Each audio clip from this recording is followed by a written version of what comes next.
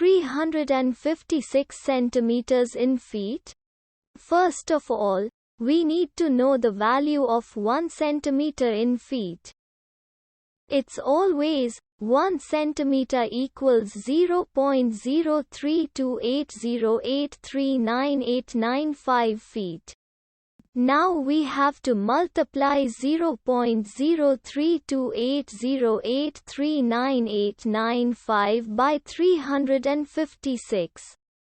Therefore, 356 centimeters times 0.03280839895 feet equals 11.67979000262 feet.